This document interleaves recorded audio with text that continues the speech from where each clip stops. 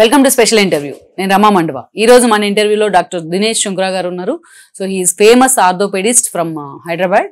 ఇవాళ చూసినట్లయితే అటు ఆర్థోపెడిస్టులు చాలా సవాళ్ళను ఎదుర్కొంటా ఉన్నారు కరోనా లాంటి ఒక పాండమిక్స్ తర్వాత. అలాగే దినేష్ శుంకరా గారు ఎదుర్కొంటున్న సవాళ్ళు ఏంటి, ఈ ఫీల్డ్లో వచ్చిన అడ్వాన్స్డ్ టెక్నిక్స్ ఏంటి, ఇన్నోవేటివ్స్ ఏంటి, ఆయన మాటల్లోనే మనం తెలుసుకునే ప్రయత్నం చేద్దాం. మనతో పాటు ఈ రోజు దినేష్ శుంకరా గారు ఉన్నారు. సార్ నమస్తే. సార్ అందరికీ నమస్కారం. R24 ప్రేక్షకులందరికీ నమస్కారం. దినేష్ గారు, first of all me profession లోకి వెళ్ళే ముందు ఒక్కసారి చైల్డ్హుడ్ టచ్ చేద్దాం. మీ ప్రాపర్ అండ్ ఆరిజిన్ ఒకసారి మా ప్రేక్షకులకు చెప్పే ప్రయత్నం చేయండి. మాది ప్రాపర్ వచ్చేసరికి నిజామాబాద్ అండి. సో మా గ్రాండ్ పేరెంట్స్ వచ్చి ఆంధ్ర నుంచి ఆల్మోస్ట్ 70 years బ్యాక్ నిజామాబాద్లో సెటిల్ అయ్యాం. సో మా గ్రాండ్ ఫాదర్స్ నుంచి అందరు అగ్రికల్చర్లో ఉన్నాం ఆ ఫీల్డ్లో. సో మా ఫ్యామిలీ మొత్తంలో నేనే ఫస్ట్ డాక్టర్. 99% అందరు కూడా అగ్రికల్చర్ ఫ్యామిలీ. తెలంగాణ ఇట్సే. మేము Telangana, but proper we are from Krishna జిల్లా, సెటిల్డ్ ఇన్ నిజామాబాద్. దెన్ అక్కడ నుంచి what about your education and all? నా ఎడ్యుకేషన్ వచ్చేసరికి నేను ఒక 6th వరకు నిజామాబాద్లో చదివాను. 6th నుంచి 10th వరకు వరంగల్లో చదివాను. అక్కడ మా అత్తగారికి స్కూల్ ఉంది. సో అక్కడే ఇల్లు స్కూల్ ఒకటే ప్లేస్. తర్వాత ఇంటర్మీడియట్ విజయవాడలో చదివాను. తర్వాత MBBS వచ్చేసరికి SVS మెడికల్ కాలేజ్. తర్వాత PG వచ్చేసరికి కిమ్స్ ఆంధ్రాలో చదివాను. తర్వాత అయిపోయినాక ఇక్కడ సికింద్రాబాద్ కిమ్స్లో ఒక 1 year పనిచేశాను. తర్వాత ఒక 2-3 years ప్రైవేట్ ప్రాక్టీస్ చేశాను భువనగిరిలో. అండ్ తర్వాత ఇప్పుడు జగదీష్ గుడారి గారితో కలిపి లాస్ట్ 4 years నుంచి నేను ఇమేజ్ హాస్పిటల్ కానీ శ్రీనగర్ కాలనీ డిఫరెంట్ హాస్పిటల్స్లో మేము టీమ్ లాగా తీసుకొని వర్క్ చేస్తూ ఉంటాం. అంటే ఎక్కువ జాయింట్ రిప్లేస్మెంట్స్ కానీ, పీడియాట్రిక్ ఆర్థోపెడిక్స్ కేసెస్ కానీ, లేకపోతే ఫ్రాక్చర్స్ కానీ, అన్ని ఆల్ కైండ్ ఆఫ్ కేసెస్ చేస్తాం. ఓన్లీ స్పెసిఫిక్గా ఈ సర్జరీ అంటూ లేదు, ఆర్థోపెడిక్లో ఎవ్రీథింగ్ చేస్తాం. అంటే why you particularly choose MBBS అంటే ఏం చెప్తారు? అంటే ఈ ఫీల్డ్లో సాటిస్ఫాక్షన్ ఉంటుంది అనేది. మనకి డిఫరెంట్ ఫీల్డ్స్లో ప్రొఫెషనల్గా సాటిస్ఫాక్షన్ వచ్చేదానికంటే మెడికల్ ఫీల్డ్లో మనకు ప్రొఫెషనల్ సాటిస్ఫాక్షన్ అండ్ మనకు కమర్షియల్గా ఏదైనా ఫైనాన్షియల్ కంటే కూడా మనకు ఒక పేషెంట్ చూసి వాళ్ళు ఒక గుడ్ రెస్పాన్స్, అంటే డాక్టర్ బాగా చూశాడు అనే దాన్ని బట్టి మనకు సాటిస్ఫాక్షన్ వస్తుందని నాకు అనిపించింది లైఫ్లో. అంటే ఆల్రెడీ మీ బ్యాక్గ్రౌండ్లో కానీ ఎక్కడ డాక్టర్స్ లేరు, అంటే మీ ఓన్ చాయిస్? ఇది నా ఓన్ చాయిస్ అండి. దెన్ పర్టికులర్లీ అందులో కూడా మళ్ళీ ఆర్థోపెడిస్ట్ ఎందుకు అవ్వాలని? దానికి ఒక చిన్న కోయిన్సిడెన్స్ ఉంది. మా తాతగారు యాక్చువల్గా అప్పుడు టైంలో 50 years బ్యాక్ అప్పుడు బోన్ సెట్టర్స్ అనేది ఉండేవాళ్ళు. ఎక్కువ డాక్టర్స్ దగ్గర ఫిజిబిలిటీ ఉండేది కాబట్టి, నేను చెప్పేది 50 years బ్యాక్. అంటే యు మీన్ లైక్ పుత్తూరు ఆ టైప్ లో ఊర్లో జస్ట్ సర్వీస్ ఓరియంటెడ్ గా అవి చేస్తా ఉండేవాళ్ళు. సో దానికి నాకు చాయిస్ అని కాదు కానీ పర్సనల్ గా నాకు ఇంట్రెస్ట్ ఉంది దాంట్లో. తర్వాత కోయిన్సిడెంట్ కూడా అయింది. సో అట్లా ఇంట్రెస్ట్ ఉండే ఆ సబ్జెక్ట్ మీద ఎస్పెషల్లీ. సో ఎస్పెషల్లీ ఇవాళ రోజున దినేష్ గారు మీరు టైం అవుట్ అయ్యి బయటకు వచ్చేటప్పటికి ఏది మీరు ఆర్థోపెడిస్ట్ గా ఇప్పటికీ కదా, ఆఫ్టర్ కరోనా లాంటి ఇష్యూస్ కావచ్చు, చాలా ఛాలెంజెస్ కదా మీ ఫీల్డ్ లో ఎస్పెషల్లీ. అవును, కోవిడ్లో కూడా ఏంటంటే మనం ప్రాక్టీస్ చేయడానికి కూడా లేదు, ఇప్పుడు యూజువల్గా బయటకు వెళ్ళడానికే లేదు. అలాంటి టైంలో మనం ఆపరేషన్ థియేటర్లో యూజువల్గానే మేము హెడ్ క్యాప్ కానీ మాస్క్ పెట్టుకొని నార్మల్ ప్రొటెక్షన్తో వేసుకుంటాం, 2 gowns వేసుకుంటాం. ఈ కోవిడ్లో ఏమైందంటే ఫేస్ షీల్డ్ కూడా పెట్టుకోవాల్సి వచ్చేది. సో మనకి 2 to 3 hours ఆ ఫేస్ షీల్డ్లో పెట్టుకోవాలంటే ఎనీ మూమెంట్ ఏం చేయకుండా ఓన్లీ సర్జికల్గా ఉన్నప్పుడు ఏంటంటే మనం ఓన్లీ హ్యాండ్స్ కూడా ఈ పొజిషన్లోనే మెయింటైన్ చేసి ఓన్లీ టేబుల్ మీద పెట్టాల్సి ఉంటుంది, లేకపోతే ఈ పొజిషన్లో ఉంటుంది హ్యాండ్స్ కూడా. సో అదే పొజిషన్లో కంటిన్యూస్ ఒక 5 to 6 hours సర్జరీస్ కూడా చేసిన రోజులు ఉన్నాయి. ఆఫ్టర్ ఫస్ట్ కోవిడ్ కానీ సెకండ్ కోవిడ్ కానీ అప్పుడు very very tough situation. Normal Covid patients చూసే వాళ్ళకంటే కూడా సర్జన్స్కి ఇంకా టఫ్ సిచ్యువేషన్స్ ఫేస్ అయింది. కానీ ఈవెన్ ఫ్రమ్ పేషెంట్ సైడ్ కూడా మీకు అప్పుడు కొత్త సమస్యలు కదా. అవును, కరోనా తర్వాత చాలా ఫేస్ చేసిన ఇష్యూస్, వ్యాక్సిన్ వల్ల అయితేనేమి ఇంకా చాలా issues. Very good. More and more అంటే ఏం ఇష్యూస్ వచ్చేవి? ఇది కొంచెం రిలేటెడ్ క్వశ్చన్ అండి. ఎందుకంటే కోవిడ్లో ఏంటంటే కోవిడ్ వచ్చినప్పుడు ఏమవుతుందంటే యూజువల్గా మనకు ఫీమర్ అనే ఈ జాయింట్ ఉంటుంది, హిప్ జాయింట్. సో హిప్ జాయింట్లో బాల్ అండ్ సాకెట్ అంటారు దాన్ని. సో బాల్ అనేది హెడ్ అంటారు దాన్ని. సో ఆ హెడ్కి ఏమవుతుందంటే యూజువల్గా అవాస్కులర్ నెక్రోసిస్ అంటారు. సో ఈ కండిషన్ ఏంటంటే యూజువల్గా మనం చాలా రేర్గా చూస్తూ ఉంటాం. అంటే 1000లో ఒక 2 to 3 కేసెస్ చూసేవాళ్ళం అంతకుముందు బిఫోర్ కోవిడ్. సో ఈ ఆఫ్టర్ కోవిడ్ ఏమైపోయిందంటే ఈ చిన్న బాల్కి మన రక్తం సప్లై అనేది అయిపోవటం వల్ల ఆ హెడ్ అనేది వీక్ అయిపోతూ ఉంటుంది. ఆ వీక్ అయిపోవటం వల్ల ఏమవుతుందంటే నడిచినప్పుడల్లా హెడ్ పార్ట్ అనేది ఫ్లాట్ అయిపోతుంది, రౌండ్గా ఉండాల్సింది కాస్త. సో ఈ ప్రాబ్లం మేము ఆల్మోస్ట్ లాస్ట్ 3 yearsలోనే ఒక more than 100 సర్జరీస్ చేసాం. సో దానికి ఏంటంటే మనం ఎన్ని ఆపరేటివ్ ప్రొసీజర్స్ కూడా జస్ట్ సపోర్టివ్ ప్రొసీజర్స్ ఉన్నాయి కానీ ఫిక్స్డ్గా, ఎందుకంటే దాని హెడ్ షేప్ని మెయింటైన్ చేయడమే ట్రీట్మెంట్. లేదంటే పూర్తి హిప్ రీప్లేస్మెంట్ చేయాల్సి వస్తుంది. సో యంగర్ పీపుల్కి మనం హిప్ రీప్లేస్మెంట్ అనేది ఎప్పుడు అడ్వైజబుల్ కాదు. బట్ పూర్తిగా ఫ్లాట్ అయిపోయినప్పుడు లేకపోతే అసలు నడవలేకపోతున్నారు అన్నప్పుడు hip replacement is only option. అంటే ఏ రీజన్ వల్ల వస్తుంది సార్ మెయిన్? అది బ్లడ్ సప్లై అయిపోద్ది అనమాట. ఈ బ్లడ్ సప్లై కావాలి, మన బాడీ అంతటికి బ్లడ్ సప్లై కావాలి. అలాగే ఎముక హెడ్కి కూడా బ్లడ్ సప్లై ఉంటుంది. సో ఇప్పుడు పైప్ లైన్ లాగా, ఇప్పుడు పైప్ నుంచి మనకి వాటర్ ఎలా వస్తుందో అలా చిన్న చిన్న బ్లడ్ వెజల్స్ ఉంటాయి హెడ్లో. సో వాటికి ఆగిపోద్ది అనమాట, ఆ బ్లడ్ సప్లై ఉండదు హెడ్కి. సో దానివల్ల అది వీక్ అయిపోతుంది బోన్. అంటే కరోనాకి దానికి లింక్ ఏంటి?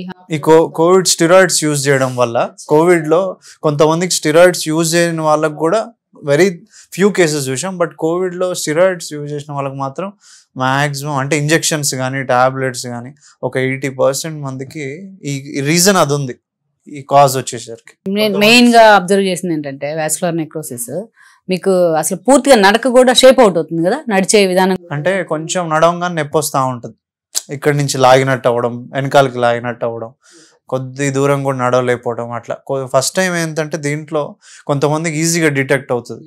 కొంతమంది ఏంటంటే కొంచెం నొప్పి రాగానే టాబ్లెట్ వేసేసుకుంటారు మెడికల్ షాప్కి వెళ్ళో, లేకపోతే ఇంట్లో డోలో పారాసిటమాల్ వేసేసుకొని నెగ్లెక్ట్ చేస్తారు.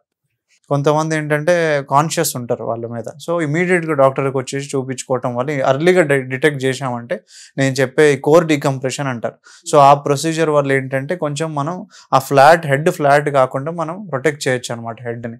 అదే డిలే అయిపోయింది అనుకోండి, ఒక 6 months, కొంతమందికి ఫాస్ట్కి కూడా ఎక్కువ ఓవర్ వెయిట్ ఉండటం వల్ల 6-7 monthsలోనే ఫ్లాట్ అయిపోయి హెడ్ ఆ స్టేజ్లో వచ్చినప్పుడు మనకు రిజల్ట్స్ బాగుండవు.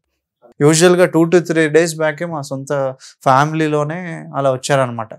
డిఫరెంట్ హాస్పిటల్స్ తిరిగారు, బట్ వాళ్ళు ఎక్స్ప్లెయిన్ చేశారు కానీ తనకు అర్థం కావాలి. అంటే both and women and men ఒకేలా ఉంటుందా ఈ issues vascular necrosis? So fixed treatment అయితే లేదంటారు ఇప్పుడు? ఫిక్స్డ్ అంటే మనం ఆ హెడ్కి ఇప్పుడు ఏదైతే బ్లడ్ సప్లై అయిపోయిందో దానికి సైడ్ నుంచి ఒక చిన్న వెజ్జన్ లాగా వేస్తాం. సో దానివల్ల ఏమవుతుందంటే చుట్టూ ఉండే, ఇప్పుడు మామూలుగా మనకు దెబ్బ తగులితేనే రక్తం వస్తుంది. సో అలా ఆ హోల్ పెట్టడం వల్ల చుట్టూ రక్తం అంతా వెళ్ళి ఆ హెడ్కి ఒక సపోర్ట్ లాగా బ్లడ్ సప్లై వచ్చి మనకి అది ఇంకా డ్యామేజ్ అవ్వకుండా ప్రొటెక్ట్ చేయగలుగుతాం. సో దాంట్లో కూడా స్టేజెస్ ఉంటాయి, Stage 1, Stage 2, Stage 3 అని. సో Stage 3లో ఉన్నప్పుడు మనం డిటెక్ట్ చేస్తే దాని రిజల్ట్స్ తక్కువ ఉండిపోతాయి, అంటే 50% రిజల్ట్ ఎక్స్పెక్ట్ చేయొచ్చు. కొంతమందికి చెప్పలేము, బెటర్ రిజల్ట్స్ కూడా రావచ్చు వెయిట్ తక్కువ ఉండి చాలా జాగ్రత్త ఎక్సర్సైజ్ చేసుకుంటే. బట్ ఓవర్ వెయిట్ ఉండి 3rd stage ఉన్న వాళ్ళకి మనకు ఎక్కువ రిజల్ట్స్ ఎక్స్పెక్ట్ చేయలేము. దినేష్ గారు, మెయిన్గా ఆర్థోపెడిస్ట్ అనడంతో మీరు ఎక్కువ ఫేస్ చేసేది ఏంటంటే, నా అబ్జర్వేషన్, నీ రీప్లేస్మెంట్స్. ఎందుకు నీ అంత సివియర్ కండిషన్స్లోకి ఎందుకు వెళ్ళిపోతున్నారు? ఎస్పెషల్ ఆ కంప్లైంట్ మనం 10 మందిని తీసుకుంటే ఆల్మోస్ట్ 6-7 ఆ ఇష్యూ ఉంటా ఉంది వాళ్ళ రోజున కదా, ఈవెన్ లేడీస్ అయినా జెంట్స్ అయినా. ఎందుకంటారు అంత సివియర్గా? అంటే యూజువల్గా ఏంటంటే మనం బిఫోర్ 100 years నుంచి చూసుకుంటే మనకి వాష్రూమ్ కానీ అన్ని అడ్వాన్స్ అయిపోయి, మనకి ఏదైనా వాష్రూమ్కి వెళ్ళాలన్నా మనం గ్రౌండ్ నుంచి అంటే స్క్వాటింగ్ పొజిషన్లో కూర్చోవడం. సో దీనివల్ల ఏంటంటే అది న్యాచురల్గా ఏమవుద్దంటే మన జాయింట్లో ఫ్లూయిడ్ అనేది ఉంటుంది, సైనోవియర్ ఫ్లూయిడ్ అంటారు. సో అది ఆ స్క్వాటింగ్ పొజిషన్ కానీ మన డే టు డే వ్యవసాయం కానీ డిఫరెంట్ అన్ని ప్రొఫెషన్స్లో ఉన్నా చాలా యాక్టివ్గా ఉండేవాళ్ళు. సో దానివల్ల ఫ్లూయిడ్ అనేది ఈక్వల్ డిస్ట్రిబ్యూట్ అయ్యేది జాయింట్లో. ఇవి అన్నిటికీ బ్లడ్ సప్లై ఉంటుంది. జాయింట్లో గుజ్జుకి ఏమవుద్దంటే చిన్న క్యాప్స్ లా ఉంటాయి. సో వాటికి ఫుడ్ ఆహారం రావాలంటే ఏంటంటే మన చుట్టూ ఉండే ఆ ఫ్లూయిడ్ పంప్ అయినప్పుడల్లా మనకి వాటికి ఫ్రిక్షన్ ఉండాలి. ఫ్రిక్షన్ కంటే కూడా మోర్ ఏంటంటే ఒక ఫ్లూయిడ్ ఉన్న, ఒక బ్యాగ్లో ఫ్లూయిడ్ ఉండి దాన్ని ఈక్వల్గా డిస్ట్రిబ్యూట్ అవుతూ ఉండాలి డే టు డే. సో మనం ఏంటంటే సెడెంటరీ లైఫ్ స్టైల్స్ అంటే ఎక్కువసేపు కూర్చోవడం ప్లస్ మ్యాక్సిమం యాక్టివిటీ ఉన్నా మనం వాకింగ్ చేస్తాం అంతే. అది కాకుండా మనం ఎక్కువ మేజర్ ఓన్లీ జిమ్కి వెళ్ళటం, లేకపోతే కొంతమంది యాక్టివ్ లైఫ్ స్టైల్ ఉండేవాళ్ళు చేస్తూ ఉంటారు, బాగా ఫిట్నెస్కి వెళ్ళేవాళ్ళు, రెగ్యులర్ ఫిట్నెస్ మీద కాన్షియస్ ఉండేవాళ్ళు చేస్తూ ఉంటారు. బట్ మెజారిటీ ఒక 35-40 దాటి ఇంట్లో కూర్చొని ఎక్కువ హౌస్ వైఫ్స్ కానీ లేకపోతే ఎక్కువ యాక్టివిటీ లేని వాళ్ళకి ఏమవుద్దంటే ఈ సైనోవియర్ ఫ్లూయిడ్ ఈక్వల్గా డిస్ట్రిబ్యూట్ అవ్వటం అనేది తగ్గిపోతూ ఉంటుంది. ఎందుకంటే వాళ్ళు ఓన్లీ సెడెంటరీగా ఒక దగ్గర కూర్చోవడం, ఒక దగ్గర నుంచొని యాక్టివిటీ చేయడం, బాడీకి క్వశ్చన్ వచ్చేస్తుంది, ఫ్లెక్సిబిలిటీ వచ్చేసే కొంది మూమెంట్ ఎక్కువ లేకపోవడం, సెడెంటరీ లైఫ్ స్టైల్ అలవాటు అయిపోవడం. సో డిస్ట్రిబ్యూట్ ఈక్వల్గా అవ్వదు జాయింట్లో. సో దానివల్ల ఏమవుద్దంటే ఆ థిక్నెస్ తగ్గిపోతూ ఉంటుంది.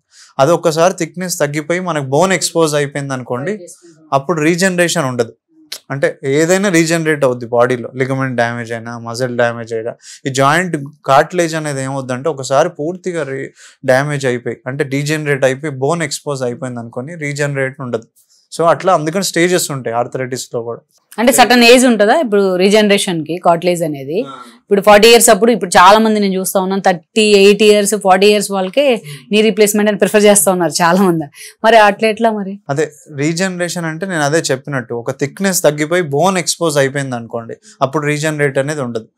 ఉన్న దాన్ని మనం ఇంకా డ్యామేజ్ కాకుండా ప్రొటెక్ట్ చేయొచ్చు. అంటే ఒక 5 mm ఉండాల్సిన థిక్నెస్ ఒక 2 to 3 mm తగ్గింది అనుకోండి, సో అక్కడి నుంచి పూర్తిగా 5 mm తగ్గిపోకుండా మనం ప్రొటెక్ట్ చేయొచ్చు అనమాట. ఎలా అంటే కొంచెం వెయిట్ రిడక్షన్, లేకపోతే సప్లిమెంట్స్ తీసుకోవడం, కొంచెం సైక్లింగ్ చేసుకోవడం, స్విమ్మింగ్, ఈ ఎక్సర్సైజ్ చేయడం వల్ల ఏంటంటే సైనోవియల్ ఫ్లూయిడ్ ఈక్వల్గా డిస్ట్రిబ్యూట్ అవుతూ ఉంటుంది. సో ఆ థిక్నెస్ ఇంకా డీజనరేట్ అయ్యి మనం పూర్తిగా అరిగిపోకుండా ప్రొటెక్ట్ చేయొచ్చు. పూర్తిగా అరిగిపోయి మనకి అంటే డిఫార్మిటీ అంటారు, పూర్తిగా అరిగిపోవటం వల్ల స్ట్రైట్ ఉండాల్సిన జాయింట్ కూడా వంకర అయిపోవటం, వారస్ వాల్గస్ అంటారు. అంటే లోపలికి వెళ్ళిపోతేనేమో వారస్, బయటికి వెళ్తే వాల్గస్. సో ఈ డిఫార్మిటీ వచ్చినప్పుడు మనం మెకానికల్గా అలైన్మెంట్ మనం ఆపరేషన్ చేసి చేయటం తప్ప any type of stem cells కానీ పిఆర్పి కానీ ఎనీథింగ్ ఇచ్చినా కూడా మనకు ఉపయోగం ఉండదు. ఎందుకంటే అది న్యాచురల్ థింగ్. మనకు మెకానికల్ అలైన్మెంట్ అనేది న్యాచురల్గా కరెక్ట్ అవ్వాలి. సో న్యాచురల్గా అంటే ఏంటి అర్థం, మనం ఆపరేషన్ చేసి కరెక్ట్ చేస్తేనే అప్పుడు అవుతుంది. సో చాలామంది ఏంటంటే వచ్చి ఇప్పుడు పిఆర్పి ఇవ్వమంటారు, లేకపోతే స్టెమ్ సెల్స్ ఇవ్వమంటారు. బట్ వాళ్ళకి అర్థమయ్యేటట్టు చెప్పడం ఇంపార్టెంట్.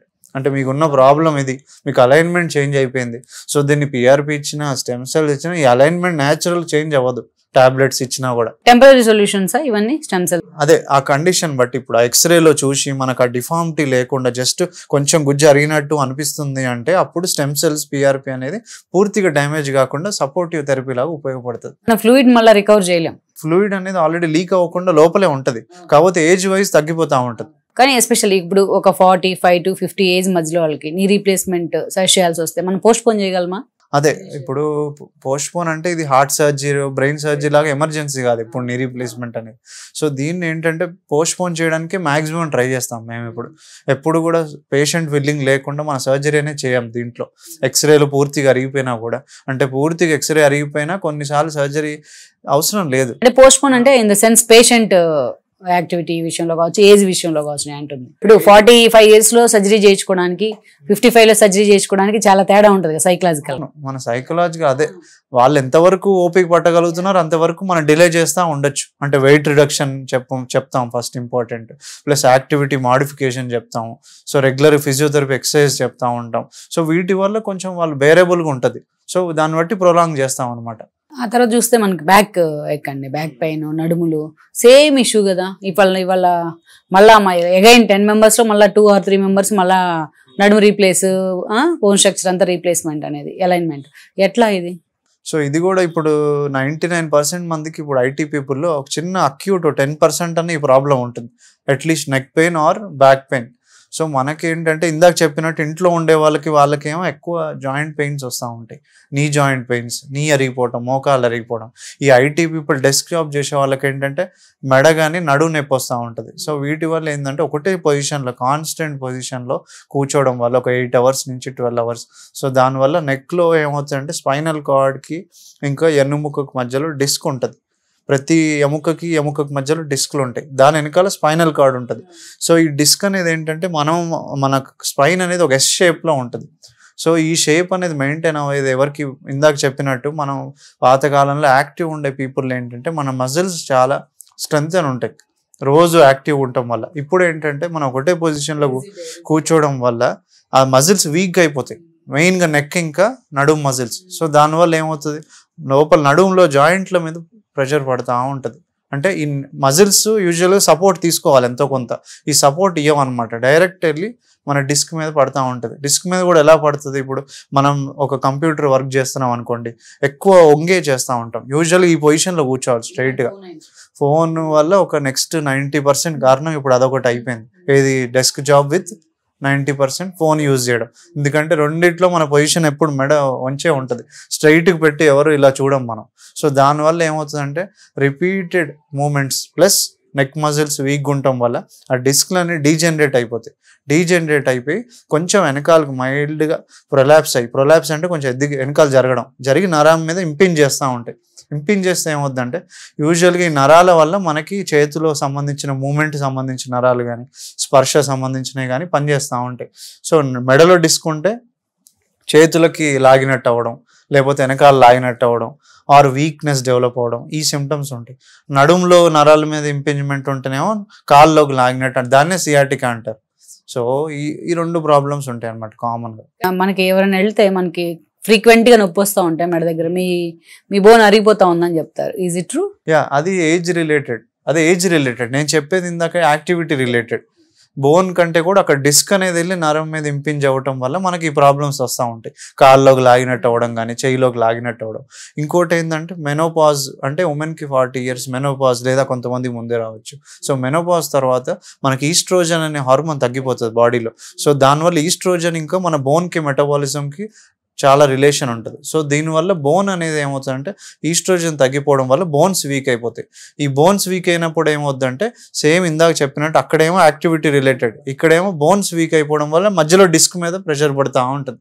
ఆ పడినప్పుడు సేమ్ సిమ్టమ్స్ ఉంటాయి, నరం మీద ఇంపింజ్ చేయడం, లాగినట్టు అవ్వడం అలా. So different same condition but 2 different factors for cause అనమాట. అలాగే దినేష్ గారు, మేజర్ కంప్లైంట్ ఏంటంటే ఈ ఆర్థోపెడిక్స్ లో మీకు మెయిన్ బ్యాక్ పెయిన్, ఇప్పుడు దాకా మనం చెప్పుకునే ఇష్యూస్ తో పాటు ఈ రోజున సర్వైకల్ స్పాండిలైటిస్, అసలు దీనికి పర్మనెంట్ సొల్యూషన్ ఉందంటారా? అదే, దానికి పర్మనెంట్ సొల్యూషన్ అంటే 90% ఈజ్ యాక్టివిటీ మాడిఫికేషన్. ఇందాక చెప్పినట్టు, నేను ఇందాక చెప్పిందే నథింగ్ బట్ సర్వైకల్ స్పాండిలోసిస్. ఆ కండిషన్ పేరే సర్వైకల్ స్పాండిలోసిస్. సో దానికి 90% is activity modification, other 10% is physiotherapy and medications అనమాట.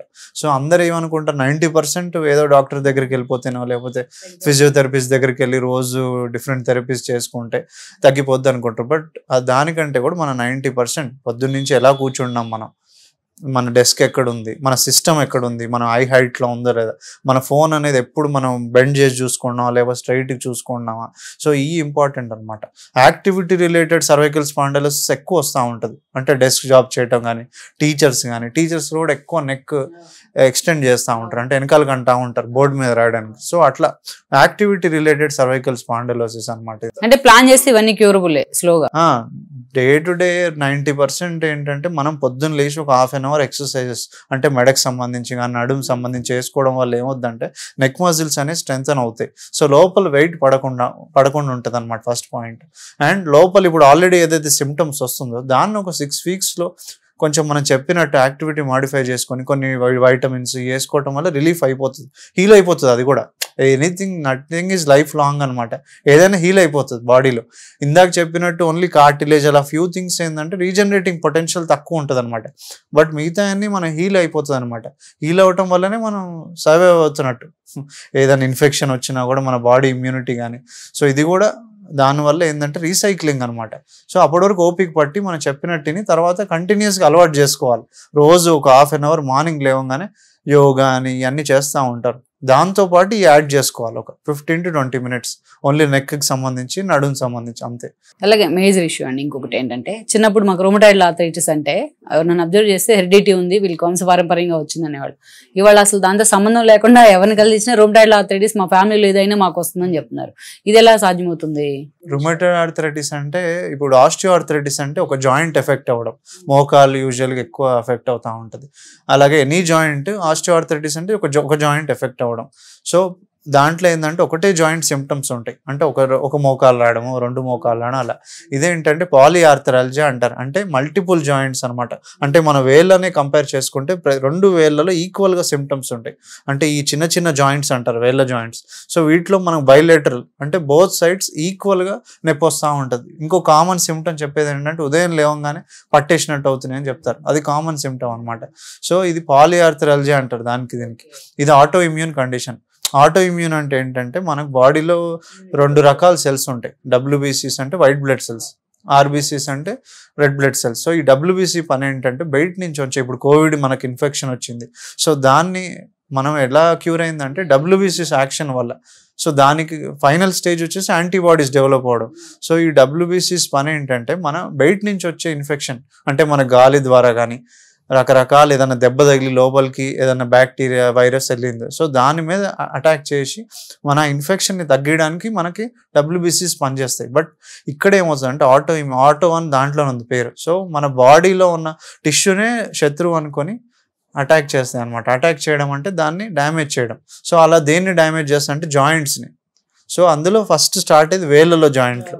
సో అందుకని ఆటో ఇమ్యూన్ కండిషన్, కొన్నిసార్లు స్ట్రెస్ వల్ల వస్తుంది, ఇడియోపాథిక్, కొన్నిసార్లు అన్నోన్ కాజ్ వల్ల వస్తుంది, కొన్నిసార్లు జెనెటిక్ వల్ల వస్తుంది. సో మల్టిపుల్ థింగ్స్ వల్ల వస్తుంది అనమాట ఈ ఆటో ఇమ్యూన్ కండిషన్స్ అని. అట్లా ఓన్లీ రుమటైడ్ ఆర్థరైటిసే కాదు, చాలా స్కిన్ రిలేటెడ్ ఉంటాయి, దీంట్లోనే ఇంకా డిఫరెంట్ కండిషన్స్ ఉంటాయి. బట్ రుమటైడ్ ఆర్థరైటిస్ ఎక్కువ చూస్తూ ఉంటాం మనం. దానికి సొల్యూషన్ ఉందండి? సొల్యూషన్ అంటే దానికి కూడా చాలా వెరీ గుడ్ క్వశ్చన్ అడిగారు మీరు. ఎందుకంటే ఇప్పుడు కామన్గా వచ్చే ఏంటంటే దానికి ఎవరు కూడా ప్రాపర్గా ట్రీట్మెంట్ తీసుకోరు. ఎస్పెషల్లీ విలేజెస్లో కానీ కొంచెం రిమోట్ ఏరియాస్లో డైరెక్ట్ ఏదైనా లోకల్ డాక్టర్ దగ్గరికి వెళ్ళి టాబ్లెట్ వేసేసుకోవటం, ప్లస్ దాన్ని డయాగ్నోస్ చేయలేరు. ఫస్ట్ డాక్టర్కి కొంచెం ఆర్థోపెడిక్ సర్జన్, రెగ్యులర్ రొమటాలజిస్ట్లో రెగ్యులర్ కేసెస్ చూసే వాళ్ళకి అర్థమైపోతుంది. కొంచెం సిమ్టమ్స్ ఉన్నా కూడా కొంచెం వేరే అదర్ డాక్టర్స్కి వాళ్ళకి ఏంటంటే కొంచెం ఈ కేసెస్ చూస్తూ ఉండరు. సో డిఫికల్ట్ టు డయాగ్నోస్ అనమాట. అదే మనం రెగ్యులర్ ప్రాక్టీస్ రుమటాలజిస్ట్, ఆర్థోపెడిషియన్స్కి అర్థమైపోతుంది చూడంగానే. సో అప్పుడు రుమటాలజీ ప్రొఫైల్ తీసి అప్పుడప్పుడు నెగిటివ్ ఉన్నా కూడా మనకు సిమ్టమ్స్ స్టార్ట్. కానీ నెగ్లెక్ట్ చేస్తే ఇట్స్ లీడ్స్ టు సమ్వేర్ కదా, మీకు అనాటమీని కూడా డిస్టర్బ్ చేస్తుంది. జాయింట్లన్నీ డ్యామేజ్ అయిపోతూ ఉంటాయి. ఎందుకంటే తినేయటం లాగే, జాయింట్లో ఉన్న టిష్యూని ఆహారం లాగా ఇప్పుడు అది తినేయటం లాగే అనమాట. సో రోజు పెరిగిపోతూ ఉంటాయి. సో దానికి ట్రీట్మెంట్ ఏంటంటే యాంటీ రుమటైడ్ డ్రగ్స్ ఉంటాయి, స్పెసిఫిక్ డ్రగ్స్. అవి అప్పుడప్పుడు 2 years కూడా వాడాల్సి ఉంటాయి, ఇంక్లూడింగ్ స్టెరాయిడ్స్. దాంట్లో స్టెరాయిడ్ అనేది ఇవ్వద్దు. చాలా వెరీ గుడ్, మంచి క్వశ్చన్ ఇది కూడా. ఎందుకంటే ఇప్పుడు స్టెరాయిడ్స్ ఇస్తారు. ఇప్పుడు నేను కాంట్రాడిక్ట్ చేయట్లేదు ఇప్పుడు అదర్ డాక్టర్స్తో, బట్ స్టెరాయిడ్స్ దీంట్లో ఇస్తారు. ఎందుకంటే యాంటీ ఇన్ఫ్లమేటరీ యాక్షన్ ఉంటుంది కాబట్టి. ఇప్పుడు నేను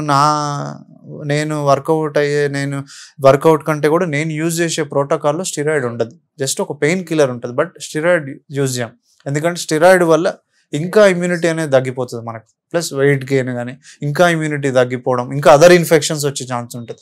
అందుకని స్టెరాయిడ్స్ కాకుండా వేరే యాంటీ రుమటైడ్ డ్రగ్స్ ఉంటాయి, వాటి వల్ల సైడ్ ఎఫెక్ట్స్ ఏమి ఉండవు. కాకపోతే ఎక్కువ రోజులు వాడాల్సి ఉంటుంది అనమాట. ఎవ్రీ 2 monthsకి డాక్టర్ దగ్గర చూపించుకొని డోస్ని మానిటర్ చేసుకుంటూ రావాలి. అంటే ఎప్పుడు కాన్స్టెంట్గా ఒక్కొక్కసారి 2 సంవత్సరాలు వాడితే కానీ ఇన్ఫెక్షన్ పూర్తిగా ఎరాడికేట్ అవ్వదు ఈ కండిషన్ అంతా. సో అప్పుడు ఏం చేస్తామంటే ఫస్ట్ 2 monthsకి ఆ డోస్ అనేది తగ్గించుకుంటూ వస్తాం. అంటే ఫస్ట్లో 2 tablets రాసినప్పుడు ఒక 2 months తర్వాత సిమ్టమ్స్ బట్టి పేషెంట్కి కొంచెం తగ్గిపోయింది అని చెప్తే ఒక టాబ్లెట్ రాయడం, డోస్ తగ్గడం, అట్లా మానిటర్ చేసుకుంటూ రావాలి. కానీ పేషెంట్ కౌన్సిల్ చేయాలి 100%, మీరు ఎక్కువ రోజులు టాబ్లెట్ వాడాల్సి ఉంటుందని. యూజువల్గా ఏంటంటే ఇప్పుడు స్టెరాయిడ్స్ వాడడం వల్ల వెయిట్ గెయిన్ అయ్యి కొంతమంది ఏంటంటే నేను వెయిట్ పెరిగిపోయాను, నాకు ఇంకా ఈ టాబ్లెట్స్ వద్దని వెళ్ళి హోమియోపతి, ఆయుర్వేదిక్ టాబ్లెట్లు వాడుతూ ఉంటారు. ఇది చాలా ఎక్కువ చూస్తాం ఈ కేసెస్. ఎందుకంటే ఇమీడియట్గా వెళ్ళి హోమియోపతి, ఆయుర్వేదిక్ వాడేసి అవి పెరిగిపోయి వస్తారు. ఇప్పుడు నాకు 4-5 days బ్యాక్ ఒక చాలా యంగ్ లేడీ, 34 years, తన యాక్టివ్ లైఫ్ స్టైల్, కిడ్స్ ఉన్నారు, డైలీ 8 hours వర్క్ చేయాలి. తను ఆల్మోస్ట్ ఇప్పుడు ఆర్థరైటిస్ డెవలప్ అయిపోయింది Stage 3. ఎందుకంటే 2 years నుంచి తను ప్రాపర్ తనకి ఎవరు ఎక్స్ప్లెయిన్ చేయకో లేకపోతే ఏదో ఎక్కడో మిస్కమ్యూనికేషన్, సో దానివల్ల Stage 3కి వెళ్ళిపోయింది. ఇప్పుడు లింపింగ్లో వచ్చింది, లిటరల్ లింపింగ్ అంటే కొంటుకుంటూ వచ్చారనమాట సో క్లినిక్కి. సో అట్లా మిస్కమ్యూనికేషన్ అనమాట. అట్లా వాళ్ళకి అర్థం కాకపోవడం ఫస్ట్ ఇది ఏంటి ట్రీట్మెంట్ అని, ఇమీడియట్ హోమియోపతి వాడుతూనే ఉన్నారు. అలాగే దినేష్ గారు, మెయిన్ గా మెడికల్ వింగ్ అంటే చాలా డిఫరెంట్ వింగ్స్, లైక్ మీకు ఇలా చాలా ఉన్నాయి. కానీ వెయిట్ లో లేనిది ఆర్థోపెడిక్స్ లో ఒకటి ఉంటుంది, నేను చూశాను. ఎక్కువ మంది వీళ్ళు ఈ పల్లెటూరులో కానీ ఇక్కడ లైక్ మీకు ఒక కేపాలు, ఒక పుత్తూరు కట్ అని, ఒక పెట్లం అని, ఎందుకు ఇలా ఎక్కువ మంది ఉంటారు ఆర్థోపెడిక్స్ సంబంధించి కట్లు కట్టే వాళ్ళు, ఈజీగా బోన్ సెట్ చేస్తామని. మన ఊళ్ళోకి వెళ్తున్న చాలా గ్రామాల బోర్డులు కూడా మనకి రోడ్డు మీద కనిపిస్తూ ఉంటాయి కదా. అసలు ఎలా, ఎందుకు మీ వింగ్ లోనే అంతా? నేను అంతకుముందు నా స్టార్టింగ్ కెరీర్లో భువనగిరిలో ప్రాక్టీస్ చేశాను. అక్కడ ఈ కేపాల్ అని ఎవరైతే చెప్పారో ఆయన హీఈస్ ద హెడ్ అనమాట. He's having some 7 branches of కట్లు. ఓన్లీ అక్కడే కాదు, హైదరాబాద్ సిటీ మొత్తం ఆయనకి సబ్ బ్రాంచెస్ లో ఉన్నాయి. అసలు గట్కేసర్ లో మెయిన్ హెడ్ సెంటర్ అది. సో వాళ్ళు ఎవరిని మనం ఏమనటం కాదు, కానీ బేసిక్గా ఏంటంటే ఇప్పుడు బోన్ కూడా ఏంటంటే మనం ఫ్రాక్చర్ అయినప్పుడు స్ట్రైట్గా ఫ్రాక్చర్ అయింది అనుకోండి, అంటే ఎటు డిస్ప్లేస్ అవ్వకుండా ఉన్న దగ్గరే ఫ్రాక్చర్ అయింది అనుకోండి, అలాగే లాగి అంతకుముందు నేను చెప్పినట్టు బోన్ సెట్టర్స్ కానీ వీళ్ళు కానీ ఏం చేసేవాళ్ళంటే అదే పొజిషన్లో కర్రలు కట్టి కొంచెం పసరు మందు లేకపోతే ఏదో ఒకటి వేసేసి ఆకులు పెట్టేసి అదే పొజిషన్లో పెట్టేసేవాళ్ళు. కొన్ని వీక్స్కి హీల్ అయిపోయేది. సో దానివల్ల ఏమవుద్దంటే దానివల్ల మౌత్ పబ్లిసిటీ వెళ్ళిపోతుంది, ఉంటారండి. క్యూర్ అంటే ఆ ఫస్ట్ వెళ్ళిన ఎవరైతే ఉన్నారో వాళ్ళు చెప్పేస్తారు ఒక 100 పీపుల్కి ఇది 300-400కి అయిపోతుంది, ఇక్కడ బోన్ సెట్ అయిపోయింది అని చెప్తారనమాట. కానీ అసలు యాక్చువల్ ఏమవుద్దంటే ఆ ఫ్రాక్చర్స్ ఉన్నప్పుడు ప్రాబ్లం లేదు, హీల్ అయిపోతుంది. ఎందుకంటే ఏ ఫ్రాక్చర్ అయినా బాడీలో 6 వీక్స్లో అదే పొజిషన్లో ఉందనుకోండి ఆటోమేటిక్ అది అదే స్ట్రైట్గా అయినా వంకరగైనా అతుక్కోవడం అయితే అతుక్కుంటుంది. కానీ వంకరగా అయినప్పుడు ఏమవుద్దంటే అదే కట్టేస్తే వంకరగా అతుక్కుంటుంది, అంతే సింపుల్. సో అట్లా వంకర ఉన్నప్పుడు మన దగ్గరికి 2 months తర్వాత ఆ కట్టు కట్టుకొని వంకర అయిపోయి మన దగ్గరకు వస్తారంట. కానీ నేను చాలా చోట్ల చూసి చాలా అబ్జర్వ్ చేస్తుంటా ఇలాంటి విషయాలు వచ్చినప్పుడు. మీకు సరే నేనే పడ్డాను, ఎక్కడో ఇరిగింది అనుకుందాం, నా మోకాలో ఏదో ఇరిగింది, అసలు వాళ్ళు ఎక్స్రే తీయకుండా అది ఎక్కడ ఫ్రాక్చర్ ఉంది ఏంటనేది ఎలా అర్థం? అంటే వాళ్ళ దగ్గర కూడా ఎక్స్రే పెట్టుకుంటారు, బట్ ద మోర్ ఎక్స్రే మీద డిపెండ్ అవ్వరు. ఉన్న పొజిషన్ లో బోత్ సైడ్స్ లాగేయటం, మాన్యువల్ థెరపీలో కట్లు కట్టేయడం చేస్తాం. సో మొత్తానికి అది ఎలాగైతే అతుక్కుంటది, అతుక్కుంటుంది. బస్ స్ట్రైట్ గా అతుక్కుందా వంకర అతుక్కుందా అనేది మనం తర్వాత తెలుస్తుంది మనకి. మళ్ళీ ఒక 2-3 weeks తర్వాత తెలిసిపోతుంది మనకి. కానీ అప్పుడు బ్లడ్ సర్క్యులేషన్ కూడా తేడా వస్తుంది కదా మరి అట్లా. అంటే అప్పుడప్పుడు ఇది చాలా రిస్క్ కూడా అవుతుంది, లైఫ్ మీద కూడా రిస్క్ వస్తుంది, హై రిస్క్ కూడా. ఎందుకంటే ఏమవుద్దంటే ఈ క్రాస్ గా అతుక్కున్నప్పుడు దాని కింద కొన్ని ఫ్రాక్చర్స్ అయినప్పుడు ఆర్టరీస్, వెయిన్స్, నర్వ్స్ ఉంటాయి. సో ఈ క్రాస్ గా హార్ట్ రిలేటెడ్ ఉంటాయి, ఆర్టి మీద ప్రెషర్ పడతా ఉంటుంది. ఆర్టి మీద ప్రెషర్ పడితే ఇప్పుడు ఇందాక చెప్పినట్టు ఎట్లా నడుములో నరం మీద పడడం వల్ల ఎట్లా రేడియేటింగ్ ఉన్నాయో అదే ఆ ఫ్రాక్చర్ వంకర అతుక్కోవడం వల్ల కింద నరం మీద ప్రెషర్ పడింది అనుకోండి, అప్పుడప్పుడు కాలు కూడా మనం యాంపుటేషన్ చేయాల్సి వస్తుంది. వెజల్ ఇంజురీ అయింది అనుకోండి, కొన్నిసార్లు అంటే రక్తనాళం ఆర్టరీ ఏమైనా ఇంజురీ అయింది అనుకోండి వంకరగా అతుక్కోవడం వల్ల, సో కింద యాంపుటేషన్ కూడా చేయాల్సి వస్తుంది. ఆ కేసెస్ కూడా ఉంటాయి. కాదు పేషెంట్ అట్లా మనం సిస్టమ్ అలా ఉంది. ఇంకా మీ సిస్టమ్ ఎందుకు వాళ్ళకి అవేర్నెస్ కల్పించలేకపోతుంది అంటారు? అంటే వాళ్ళ ఎడ్యుకేషన్ మీకే ఛాలెంజ్ అసలు యాక్చువల్ గా ఆర్థోపెడిక్స్ కే ఎక్కువ ఛాలెంజ్ అది. ఏంటంటే ఫైనాన్షియల్ గా తక్కువలో అయిపోద్ది అక్కడ అని చెప్పి మోర్ అలా వెళ్తా ఉంటారు యూజువల్ గా. అలాగే మై పర్సనల్ అబ్జర్వేషన్ దినేష్ గారు, ఇప్పుడు ఇవాళ నా కాలు నొప్పను లేకపోతే బ్యాక్ పెయిన్ అను అట్లా ఫస్ట్ నేను ఆర్థోపెడిక్స్ దగ్గరికి వెళ్తుంటే వాళ్ళు ప్రిఫర్ చేస్తుంది ఏంటంటే మీకు డి విటమిన్ ఫాల్ట్, B12 అన్ని విటమిన్సే కదా, కాల్షియము. సరే అది విటమిన్స్ సజెస్ట్ చేయటం ఒకటైతే డైరెక్ట్ కొంతమంది నేను చూస్తున్నాను ఇంజెక్షన్స్ పెట్టేస్తా ఉన్నారు, మరి కాల్షియం ఇంజెక్షన్స్ కానీ డి విటమిన్ కానీ డైరెక్ట్. అది ఎందుకంటే అది ఒక ఎట్లా అయిపోయిందంటే ఎక్కడికి వెళ్ళినా ముందు అదే ప్రిఫర్ చేస్తున్నారు. సో అదేలా? ఇప్పుడు విటమిన్ డి అనేది కూడా చాలా ఇంపార్టెంట్ టాపిక్ మాట్లాడాల్సింది, ఎందుకంటే మనం ఇంకా హైదరాబాద్ సిటీలో ఉన్నాం. సో విటమిన్ డి అనేది న్యాచురల్ గా మనకు ఎండ నుంచి వచ్చి, ఎండ అనేది మన స్కిన్ మీద టచ్ అవుతే అది అక్కడి నుంచి ఒక డిఫరెంట్ మెటబాలిజం ద్వారా, అంటే లివర్ లో ఒక స్టేజ్ లో, నెక్స్ట్ కిడ్నీలో ఒక స్టేజ్ లో మెటబాలైజ్ అయ్యి last vitamin D final product అనేది రిలీజ్ అవుతుంది. ఇంత కాన్సెప్ట్ ఉంది దాంట్లో. సో మనం ఎండలో ఎక్స్పోజ్ అవ్వటం ఒక పాయింట్. ఊర్లలో ఉండే వాళ్ళకి ఏంటంటే న్యాచురల్ విటమిన్ డి అనేది ఎక్కువ ఛాన్సెస్ ఉంటాయి రావడానికి, ఎందుకంటే అది పొల్యూషన్ తక్కువ ఉంటుంది అక్కడ ఎండలో. మనకి హైదరాబాద్లో ఏంటంటే పొల్యూషన్ ఉండటం వల్ల కూడా ఆ న్యాచురల్గా వచ్చే విటమిన్ డి కంటెంట్ కూడా తక్కువ ఉంటుంది. సో కొంతమంది ఉన్నారు, నా ఫ్యామిలీలోనే ఉన్నారు, మనం ఎంత చెప్పినా కూడా నేను ఎండకి వెళ్ళి నడుస్తా అంటారు కానీ టాబ్లెట్ వేసుకోరు. సో నేను ఏంటంటే ఇప్పుడు మన హైదరాబాద్లో ఉన్నాం, ఎంత కాన్సెప్ట్ ఎక్స్ప్లెయిన్ చేసినా కూడా కొంతమంది టాబ్లెట్ వేసుకొని నేను ఎండకి వెళ్ళి నడుస్తా అంటారు. మనం టాబ్లెట్ అవసరం ఉన్నప్పుడు వేసుకోవాల్సిందే. ఏం వేసుకోవాలి? విటమిన్ టాబ్లెట్లు వేసుకోవాలి ఒక ఏజ్ వచ్చిన తర్వాత. యాంటీబయాటిక్స్, స్టిరాయిడ్స్ కానీ అట్లాంటివి వేసుకోవద్దు ఎప్పుడైనా. సో ఆ టాబ్లెట్ ఏమైనా ఉందా లేదా చూసుకోవాలి ఫస్ట్. స్టిరాయిడ్ అడగచ్చు, ఇప్పుడు సిటీలో ఎడ్యుకేటెడ్ పీపుల్ అడుగుతారు దీంట్లో స్టిరాయిడ్ ఉందా, యాంటీబయాటిక్ ఉందా, పెయిన్ కిల్లర్, ఈ 3 క్వశ్చన్లు కంపల్సరీ ఉంటాయి. సో వేసుకోరు వాళ్ళు మనం చెప్పినా కూడా. కొంతమంది ఏంటి ఎన్ని టాబ్లెట్ రాసి ఇచ్చినా కూడా 2 రకాల జనాలు ఉంటారు అట్లా. సో విటమిన్ డి కూడా ఏంటంటే మన న్యాచురల్గా రాదు మనకి, సో మనకు అవసరం అది. విటమిన్ డి ఉంటేనే మనకి ఎముకలు అనేది స్ట్రెంగ్తన్ అవుతాయి అనమాట. అంటే ఎముకల్లో కూడా ఒక కంపోజిషన్ ఉంటుంది. సో ఎముకలు స్ట్రెంగ్త్ ఉండాలంటే విటమిన్ డి నార్మల్గా ఉండాలన్నమాట బాడీలో. విటమిన్ డి తక్కువ అయిపోయింది అనుకోండి ఎముకలు కూడా ఫాస్ట్గా వీకెన్ అయిపోయి దాని రిలేటెడ్ ఫ్రాక్చర్స్ అవుతూ ఉంటాయి, ప్లస్ బోన్ పెయిన్ వస్తూ ఉంటుంది, మజిల్ పెయిన్ వస్తూ ఉంటుంది. సో ఆ సిమ్టమ్స్ కామన్గా చూస్తూ ఉంటాం అలా. అంటే ఏ చిన్న ఇష్యూ కోసం వెళ్ళినా వైటమిన్స్ చెక్ చేయడం, వైటమిన్స్ వాడాలని చెప్పడం, ఇంజెక్షన్స్ అనేది. ఇప్పుడు కాల్షియం ఉందండి, high dosage of calcium is also hazard కదా ఎక్కువ ఉన్న బాడీలో, మరి అలాంటి వాటికి ఏం? అయితే కాల్షియం ఏమవుద్దంటే మనకు నార్మల్ గానే ఉంటది, ఎప్పుడు కాల్షియం తక్కువ ఉండటం అనేది ఉండదు.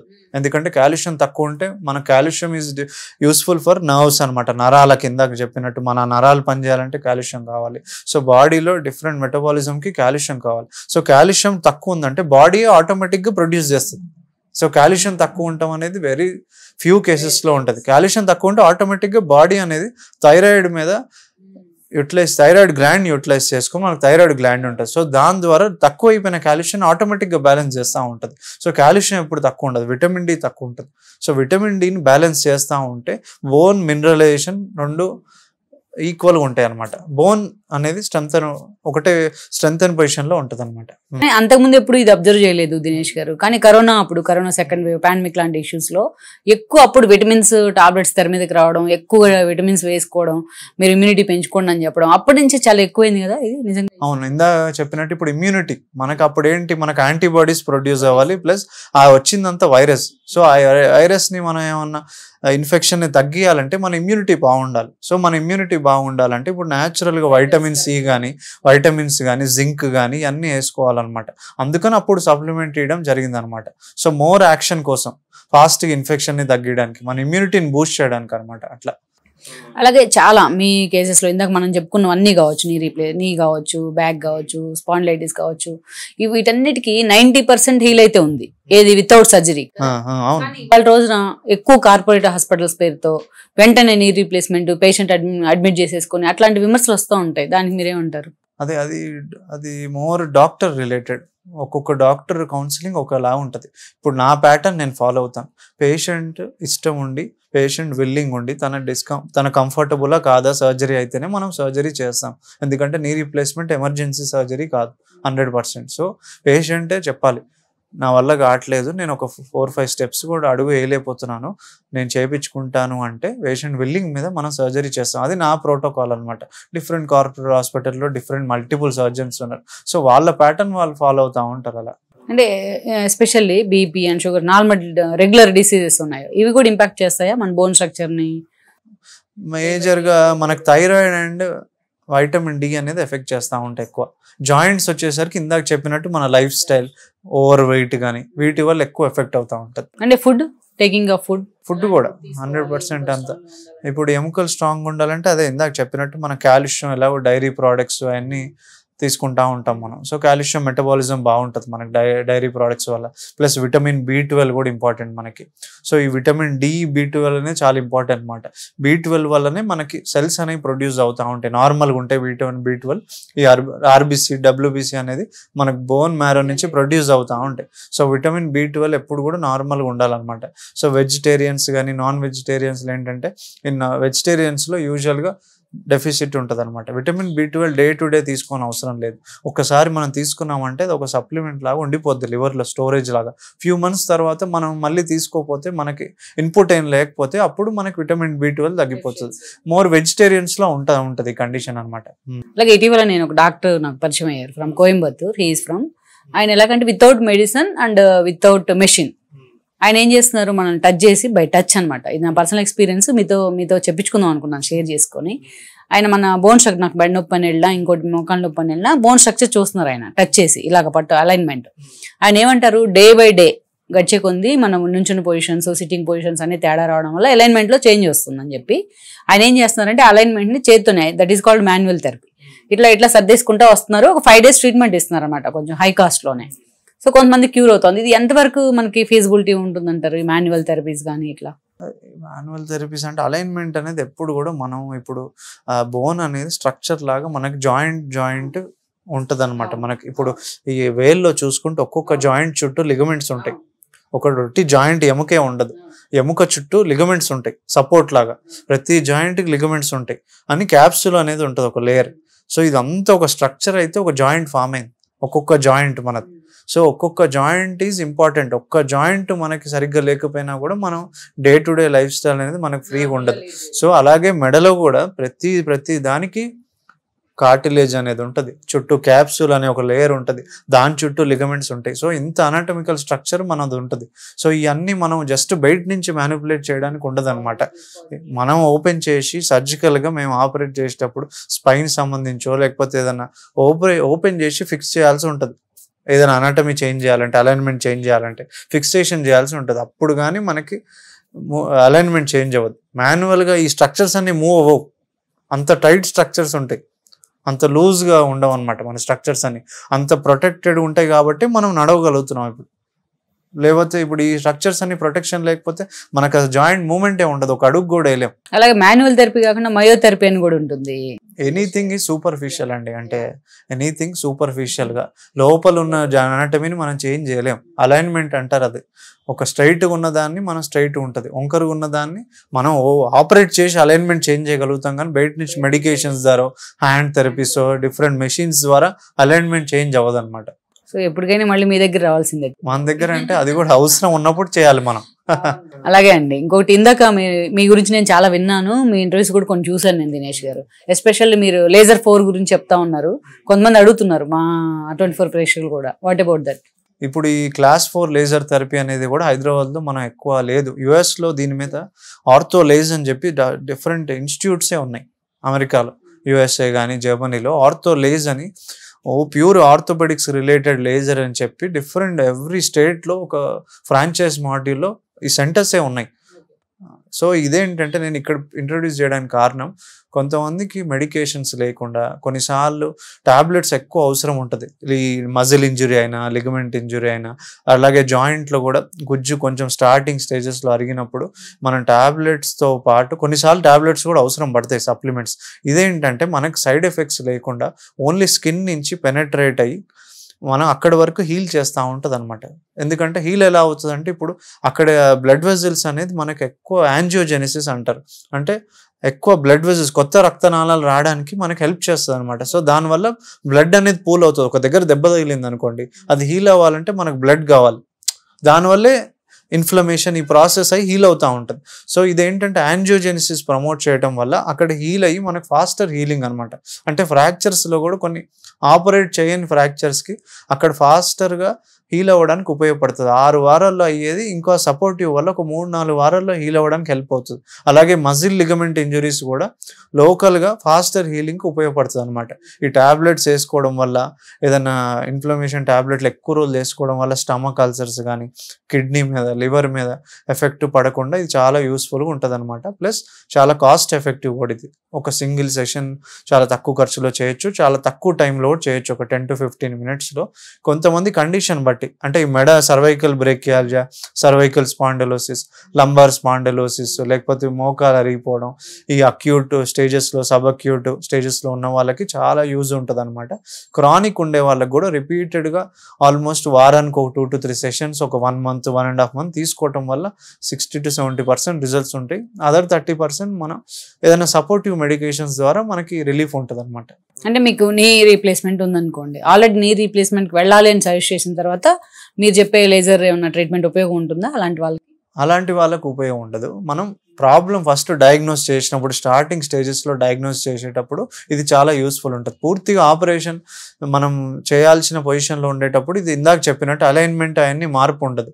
ఓన్లీ మనం అక్యూట్ స్టేజెస్, అక్యూట్ అంటే ఇప్పుడే స్టార్ట్ అవుతున్నప్పుడు కండిషన్, అర్లీ స్టేజెస్లో ఉన్నప్పుడు ఇది చాలా గుడ్ రిజల్ట్స్ ఇస్తుంది అనమాట. సో దానికోసం మీ దగ్గరికి వచ్చే పేషెంట్స్ కావాలంటే మీరు ఏం సజెస్ట్ చేస్తారు? అదే, ఇప్పుడు టాబ్లెట్స్ ఎక్కువ మందికి సిటీలో కూడా మనం పెయిన్ కిల్లర్ ఇచ్చినా కూడా, ఒక ఫ్యూ టాబ్లెట్స్ ఇచ్చినా కూడా వాళ్ళు విల్లింగ్ ఉండరు. అలాగే రిమోట్ ప్లేసెస్లోకి వెళ్ళేసరికి ఎన్ని టాబ్లెట్లు ఇచ్చినా కూడా వాళ్ళు వేసుకుంటూ ఉంటారు. ఎందుకంటే వాళ్ళు డే టు డే యాక్టివ్గా వాళ్ళు టాబ్లెట్ వేసుకుంది, వాళ్ళకి పెయిన్ రిలీఫ్ ఉండదు, ప్లస్ యాక్టివిటీ కూడా చేయలేరు వాళ్ళు. సిటీలో ఏంటంటే ఫ్యూ టాబ్లెట్స్ వేసుకోవడానికి కూడా పెయిన్ కిల్లర్ ఇచ్చామా డాక్టర్ అనే కన్సర్న్ ఉంటుంది. ఎందుకంటే most of them are educated people. వాళ్ళు గూగుల్లో ఎవ్రీథింగ్ వాళ్ళు బ్రౌజ్ చేసి దాని గురించి చదువుకొని వస్తారు మన దగ్గరికి, కండిషన్ని కూడా చదువుకొని వస్తారు. సో వాళ్ళకి ఎడ్యుకేషన్ ఎక్కువ నాలెడ్జ్ ఉన్న వాళ్ళకి, అలాగే రిమోట్ ప్లేసెస్లో కూడా ఇప్పుడు నా వీడియో చూసి కానీ డిఫరెంట్ వీడియోస్ చూసి కూడా వస్తారు. సో ఎవరికైనా కూడా ఏంటంటే మనకి కండిషన్ని బట్టి ఇప్పుడే స్టార్టింగ్ స్టేజెస్, స్టేజ్ 1, స్టేజ్ 2లో ఉన్న వాళ్ళకి, అండ్ మజిల్ లిగమెంట్ ఏదైనా ఇంజురీ ఉండే వాళ్ళకి చాలా బెటర్ అండ్ గుడ్ రిజల్ట్స్ ఇస్తుంది అనమాట. బెస్ట్ కాస్టా? చాలా తక్కువ ఖర్చు. అలాగే ఈ స్పోర్ట్స్, ఈ వింగ్ లో ఉండే వాళ్ళకి ఈ మెనిస్కల్ ఇంజురీస్ అవి ఎక్కువ అవుతుంటాయి దినేష్ గారు. సో అలాంటి వాటికి చాలా మంది నేను చూసాను కూడా, నాకు తెలిసిన వాళ్ళకి కీ హోల్ ప్రిఫర్ చేస్తుంటారు. అది ఎంతవరకు ఫీజిబిలిటీ ఉంటుంది? కీ హోల్ సర్జరీ ద్వారానే చేస్తాం యూజువల్గా. రిప్లేస్మెంట్ అనేది ఓపెన్ ప్రొసీజర్ ద్వారా చేయాలి. సో ఈ మెనిస్కస్ అన్ని కూడా కీ హోల్ ద్వారానే ఆర్థోస్కోపీ అంటారు దాన్ని.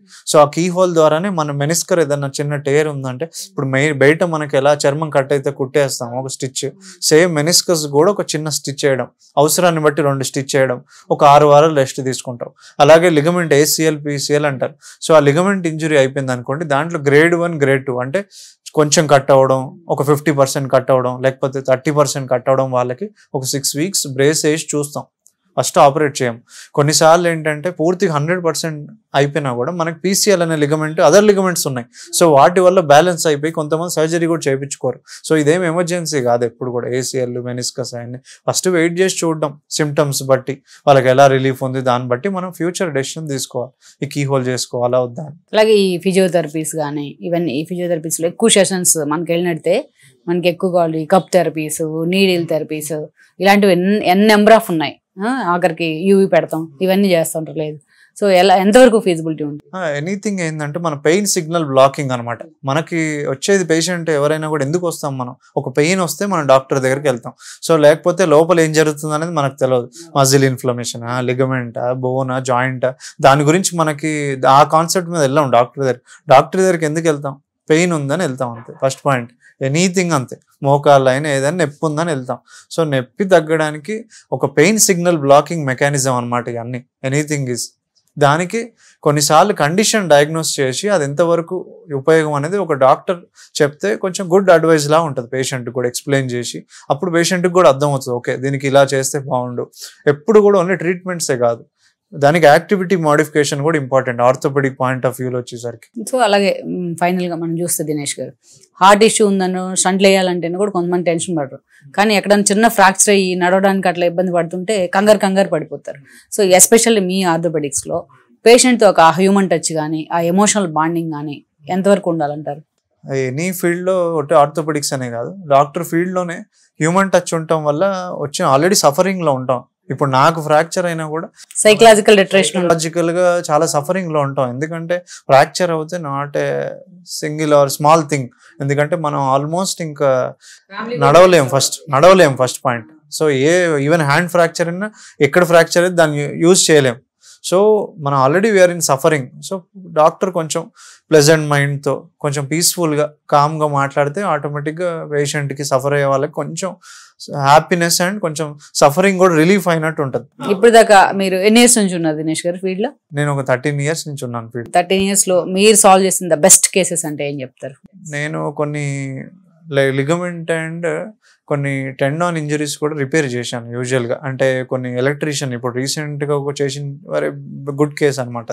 ఒక ఎలక్ట్రీషియన్ సో నాకు ఎప్పటి నుంచో పరిచయం, మామూలుగా మేము హాస్పిటల్లో చేసేటప్పుడు. సో తనకి పూర్తిగా హ్యాండ్ అంతా కూడా యాంపుటేట్ అయిపోయింది. అంటే యాంపుటేట్ అంటే కట్ అయిపోయి దీనికి చుట్టూ ఉండే నర్వ్స్ కానీ ఆర్టరీస్ కానీ టెండాన్స్ అంటే ఇటువైపు ఉన్నాయి మొత్తం అన్ని కట్ అయిపోయినాయి. సో దాన్ని నేను మ్యాక్సిమం వరకు ఒక 3 hours చేసి మొత్తం ఎక్స్ప్లోర్ చేసి అన్ని రిపేర్ చేసాం. సో దానికి ఓన్లీ 20 to 30% రిజల్ట్ ఎక్స్పెక్ట్ చేశాను, బాగా వస్తుందని. ఎందుకంటే ఒక్కసారి ఆర్టరీ కట్ అయిపోయిందంటే మనకు సర్వ్ అవ్వదు అనమాట, హ్యాండ్ యాంపుటేట్ చేయాల్సి వస్తుంది. సో ఆ పేషెంట్కి వి గాట్ అరౌండ్ 70% రిజల్ట్ అనమాట. సో పేషెంట్ కూడా చాలా హ్యాపీ అనమాట. దెన్ మీ టార్గెట్స్, మీ గోల్స్ ఏంటి especially in this field? Target కంటే కూడా మోర్ ప్రాక్టీస్ ఓరియంటెడ్, పేషెంట్ సాటిస్ఫాక్షన్కి వెళ్దామని. అంటే ఎవ్రీ పేషెంట్ని ప్రాపర్గా కౌన్సిల్ చేసుకొని పేషెంట్ సాటిస్ఫై అవుతే that is like more satisfaction for me, more other than commercial satisfaction. Commercial angles అంటే మనం పేషెంట్ సాటిస్ఫై చేయడం ఈజ్ ఇంపార్టెంట్ మోర్. ఎందుకంటే మనకు ఒక కేసు మనకు సరిగ్గా అవడం is more happiness in the brain. Exactly, life long గుర్తుండిపోతారు, రోజు గుర్తుండిపోతుంది మనకు, ఆ మనిషి గుర్తుండిపోతుంది, మనకు కూడా సాటిస్ఫాక్షన్ ఉంటుంది. అలాగే ఇప్పుడు దాకా ఈ ఫీల్డ్ లో మీరు ఫేస్ చేసిన ఛాలెంజ్ అంటే ఏం చెప్తారు? కొన్ని కాంప్లికేటెడ్ కేసెస్ చూస్తాం, చాలా స్ట్రెస్ఫుల్ గా ఉంటుంది మనకి. అది పోస్ట్ ఆప్ కూడా ఆపరేషన్ చేసిన తర్వాత ఎలా హీల్ అవుతుంది, పోస్ట్ ఆపరేటివ్ కేర్ చాలా ఛాలెంజింగ్ ఉంటుంది. అది మీ ఫీల్డ్ లో ఇంకా ఎక్కువ, ఎందుకంటే మన ఫ్రాక్చర్ ఫిక్స్ చేసిన తర్వాత 6 weeks వరకు ఇమ్మొబిలైజ్ చేస్తాం. తర్వాత 6 weeks కళ్ళకు ఉండటం వల్ల కూడా మనకి స్టిఫ్నెస్ డెవలప్ అవుతా ఉంటుంది, మళ్ళీ మొబిలైజ్ చేస్తూ ఉంటే పేషెంట్ ప్రాపర్ కౌన్సిల్ చేయాలి. సో చాలా డిఫరెంట్ ఫ్యాక్టర్స్ ఉంటాయి. పేషెంట్ ఇరిటేషన్, ఓపిక ఉండాలి పేషెంట్. సో ఇవన్నీ ఎక్కువ మా పోస్ట్ ఆపరేటివ్ ఫీల్డ్ లో ఉంటాయి అన్నమాట. ఆల్మోస్ట్ సక్సెస్ అయినట్టే అనుకుంటున్నారా ఈ ఫీల్డ్ లో అడుగు పెట్టింది? భగవంతుడి దయ వల్ల సక్సెస్ఫుల్ గా ఉన్నాం ఇప్పటి వరకు. సర్జరీస్ అన్ని కూడా రిజల్ట్స్ అన్ని బాగున్నాయి. మీ సక్సెస్ లో మీ ఫ్యామిలీ భాగస్వామ్యం అంటే ఎంతవరకు చెప్తారు? వైఫ్ కూడా, తను కూడా డర్మటాలజిస్టే. సో తను కూడా చాలా సపోర్టివ్ ఉంటుంది. అండ్ మా ఫ్యామిలీ కూడా, మా మామగారు కానీ అత్తగారు కానీ మా పేరెంట్స్ కూడా, సో వాళ్ళెవరు కూడా ఫుల్ 100% సపోర్ట్తో ఉంటారు ఎప్పుడు నాకు. అలాగే సక్సెస్ కి మీరు ఇచ్చే డెఫినేషన్ అంటే ఏం చెప్తారు దినేష్ గారు? సక్సెస్ కి డెఫినేషన్ అంటే మోర్ మనం ఎవరైనా ఒక 100 మంది జనాలు మనం వచ్చి ఐడెంటిఫై చేయడమే మోర్ సాటిస్ఫాక్షన్ దాని ఫైనాన్షియల్గా ఏమన్నా మనం గ్రో అయ్యేదానికంటే కూడా ఐడెంటిఫై చేసి అరే ఈ డాక్టర్ బాగా చేశాడు బాగా చూశాడు అనేది more satisfaction in the brain అని నా డెఫినేషన్. డాక్టర్ దినేష్ శుంకర అంటే ఒక మాటలో ఏం చెప్తారు? ఒక మాటలో ఫ్యామిలీకి కానీ లేకపోతే నా పర్సనల్ ప్రొఫైల్ కానీ రెండు ఈక్వల్గా మేనేజ్ చేసుకుంటూ వెళ్ళే పర్సన్ లాగా చెప్తాను. కూల్ మిస్టర్ కూల్ లాగా. థ్యాంక్ యూ దినేష్ గారు, thank you very much. Thank you. చూసారు కదా దినేష్ గారి ఇంటర్వ్యూ. సో ఆయన ఆర్థోపెడిక్స్ సంబంధించి అదేవిధంగా దాంట్లో ఇన్నోవేషన్స్ సంబంధించి అడ్వాన్స్డ్ టెక్నిక్స్ సంబంధించి ఆయన మాటలోనే మనం విన్నాం. మరో స్పెషల్ ఇంటర్వ్యూతో మళ్ళీ కలుద్దాం. State news R24. This is Rama signing off. ఈ వీడియో మీకు నచ్చినట్లయితే please share, like and subscribe R24 Telugu.